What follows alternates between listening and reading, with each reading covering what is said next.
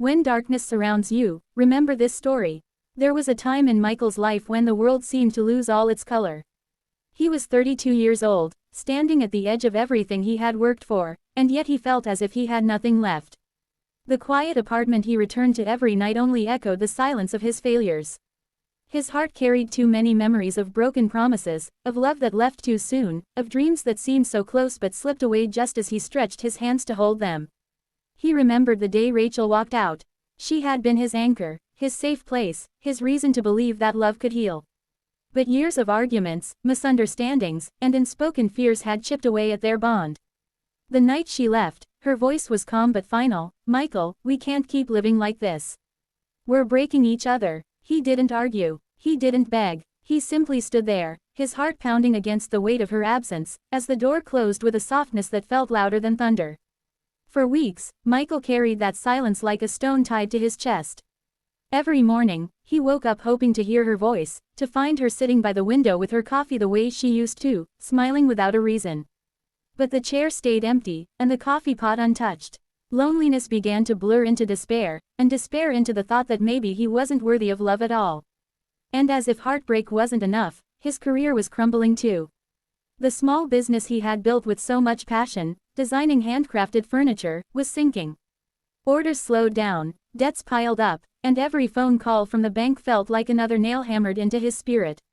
He had once dreamed of filling homes with beauty and warmth, of creating pieces that would carry stories across generations. Now he was just another struggling man, wondering if tomorrow would bring him relief or ruin. At night, he would lie awake, staring at the ceiling in the darkness, whispering prayers he wasn't sure anyone was listening to. He asked for strength, for guidance, for a reason to hold on. But the answers never came in words. They came in silence, in the stillness that wrapped itself around him, in the tears he wiped alone. One evening, as the weight of it all became unbearable, Michael walked aimlessly through the city.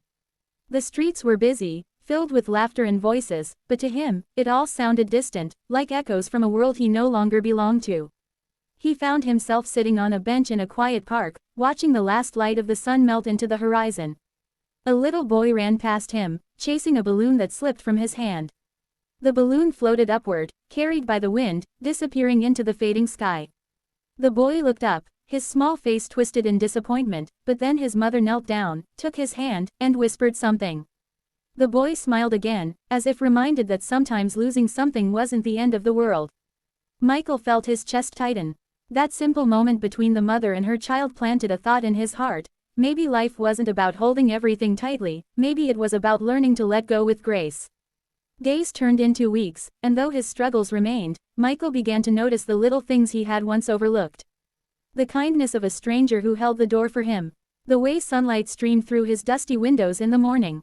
The quiet beauty of trees swaying in the wind outside his shop. For the first time in a long while, he allowed himself to pause and breathe, to see the world not as a battlefield but as a fragile gift. Still, the nights were hard. He often felt the pull of despair, the whisper that told him he was not enough, that he was too broken to be repaired. One night, as he sat at his workbench surrounded by unfinished furniture, he picked up a piece of wood he had been meaning to discard. It was cracked and uneven, far from perfect. But something in him hesitated. He began to carve, slowly, carefully, without a plan. Hours passed, and when he finally stopped, the piece had taken shape, not flawless, but beautiful in its own way. He realized then that maybe he was like that piece of wood, scarred, imperfect, but still capable of becoming something meaningful. That thought didn't fix everything, but it gave him a spark, a reason to keep creating, to keep breathing. The following week, he received a small order from a local cafe. They wanted a few rustic chairs, nothing fancy, just sturdy and warm. Michael poured his heart into them. When he delivered the chairs, the owner of the cafe smiled and said, "These feel like they've been made with love. People will feel at home here." Those words stayed with him, reminding him that even in his brokenness, he still had something to give. Slowly, the orders started coming again, not in floods but in trickles. Each one carried him forward, step by step, reminding him that healing wasn't about grand victories but about choosing not to give up today, and then again tomorrow. And somewhere along the way, he began to heal from Rachel's absence too. He realized love wasn't about possession or permanence, it was about the moments shared, the lessons learned, the growth it inspired. Rachel had been a chapter of his life, not the whole story. Her leaving had shattered him, but it had also forced him to find himself, to discover the strength he never knew he carried. Months later, one evening, Michael found himself back in that same park where he had once watched the boy lose his balloon. This time, the air felt different.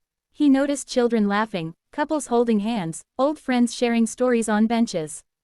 Life was still moving, still blooming, still shining, even after loss, even after pain. He sat quietly, closing his eyes, letting the sound of life wash over him. For the first time in years, he felt peace settle into his soul. He wasn't where he had once dreamed he would be, but he was here, alive, breathing, healing. And that was enough. The truth was simple but profound. Life will break you, again and again, but it will also give you countless chances to rise, to rebuild, to love again. The darkness may surround you, but it never lasts forever. Somewhere in that darkness, light waits patiently, ready to guide you home.